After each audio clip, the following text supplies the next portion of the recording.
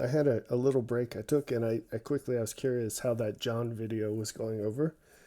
And so I checked the analytics on it, and here they are. And I thought this was a wonderful, quick example of, um, well, the interface between the Pareto distribution and some gospel topics. A while back, a long while back, it feels like, made a presentation called Teaching Gospel Topics with the Pendulum. I think that's a very important presentation. Anyway, um, when you teach things, you can attack it topically, just sort of summarizing things under headings, and then you can teach it in a more applied way from a problem perspective, problem solution pairs.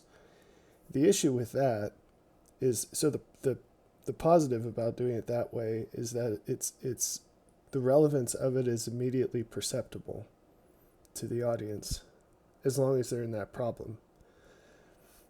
The drawback of that approach is that you might have to pull on massive amounts of prerequisite understanding. And when we're addressing things that are buried under layers of false traditions, and also require a whole lot of information that's never been revealed, then that's really tricky. So I try to do a balance between those. And one of the downsides of the doing things topically, so the positive is you can lay it out a lot better than you can doing it in a problem solution pair. But the drawback is you're really depending on your audience's ability to process a large amount of information and hang on, even though almost all of it is going to be new. And you're really relying on their faith because it's really hard to see the value of that as you go through it. And so I flip back and forth to try to hit things from all angles. But anyway, at some point, I hope to make a presentation called something like Teaching Gospel Principles with the Pareto Distribution. The Pareto Distribution, you can't say that if you know the Pareto Distribution, you know the gospel, but you can say that if you don't know the Pareto Distribution, you have no idea about the gospel. And that's a strong statement. I realize that. I can make a very strong case for it. Anyway, so maybe that will come out at some point. I can't set aside the things I'm doing to work on that just yet, but every day is different, and you never know when the orders change, we'll say. Not the order, the orders. Anyway, back to this. So here we have a Pareto distribution, and you can look that up if you're not familiar with it. But what I wanted to do is use this to just show a few ideas. So I made this 2.5 hour video walking verse by verse through John 9. And here's what's interesting about this to me. People saw that this was 2.5 hours long and they still clicked on it. And yet, it only took, does this not work like it does on my phone? There we go. It took 3 minutes to get rid of 60 some percent. 64% of the audience, it only took 3 minutes to get rid of. Now, after that, the attrition is pretty slow, okay? But the point is, around the end, there were maybe 10% of people left. 10%, okay? So there are several things that are interesting about this to me, okay? So value is a really hard thing, and people just, I'm saying humans, not like you all, but I'm good at this. I'm saying humans are really bad at assessing value, okay? But that badness is consistent. What I mean is this pattern you will see on every single thing, ever. As far as the ability of humans to correctly perceive value, you're going to see this. You're going to see this, okay? So this presentation for 2.5 hours straight, I recorded ideas that no one has ever heard of from the book of John in chapter 9. I laid it out, okay? And you can't get that anywhere else, although it's out now. And so you're going to see echoes of it through time. Although very few people will, almost no one will trace that back to the source. You're going to see echoes because that's the way these things work.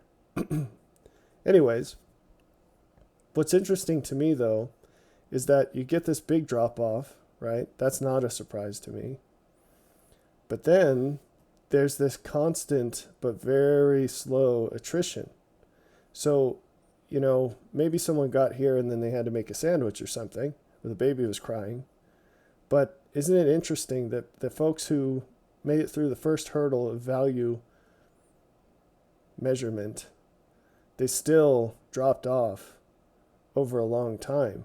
And it doesn't start to get constant until like the last hour, but even then there's attrition. Now, let's see how to kind of extract this more, but while keeping it brief. So instead of a video, and in case it's not obvious, I hope to say this many times, but maybe this is the first time you've heard me say it. These patterns that I'm showing you, when we talk about discerning truth and evaluating value and all of these other things, they are true whether you, me, anyone else is part of the equation or not. It doesn't matter. These are eternal principles. And when you see the patterns and you learn the associations, you're going to see these everywhere. So if you take time and you replace it with other things, time in a video, maybe the easiest thing to replace that with is time in life, or circumstances in life, or degree of trials in life, or period of suffering, duration of suffering, intensity of suffering. If you replace it with intensity of fasting and prayer, or intensity of scripture study, or any kind of study, or it doesn't matter. You could be talking about the skill of a plumber, and maybe this x-axis is the amount of intentional training that they go through. Whether that be a class or just every day on the job, you're thinking, how can I do this better? And that maybe this is a measure of the degree to which you try to do things better compared to your peers. And what you'll find is this happens. This stratification happens. This is a measurement of differentiation between people. Now, again, some of you who are just looking to find something to fight about are going to say, oh, he's saying that people that watched his whole video are better than the people who didn't. Well, I think that, it's not a surprise to hear me say I wouldn't make these videos if I didn't think that that is at least close to true. It's correlated. Now, you could be a hardcore and maybe you just have nothing better to do, or you just have it playing in the background and you have a job where that doesn't disturb you, and you made it to the end, and like the next video you're going to watch is about the Kardashians or whatever, and who cares, right? Well, I don't think that person's necessarily going to be better at life than this person, but yeah, in general, I think that pattern's true. However, that does not matter. Talking about general principles, this stratification happens, and this is how it happens. Because there are people out there that will spend 2.5 hours watching a video like this. There are people out there who will spend way, way more effort trying to become better than these folks. Who, it's hilarious. You click on a 2.5 hour video and then you stay for 3 minutes. What were you expecting, right? What were you expecting? And so, doubtless some of these people were ready to hang on for 2.5 hours and it just didn't catch their fancy. Okay, fine. But a lot of those people, that's how they live their lives. They go into 2.5 hour encounters saying, I only have 3 minutes, or I'm going to click through 3 times and then that's good. I get it. I've gotten everything you can get out of this, right? That attitude is prevalent. The majority of people, you can see 66%, a lot of people are like that. And the problem is there's just a tremendous slice of value in life. I'd say much more than half of the value available in life is not available to those people because you can't fit giant things through small holes. So you have to be willing to go all in on something. Maybe not this video, again, whatever, okay? But you have to go all in on things to find things that are worth going all in on.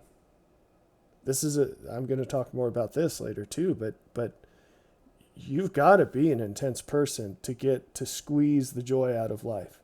There's no alternative. And it's fair enough to say, yeah, okay, but I haven't found something worth that yet.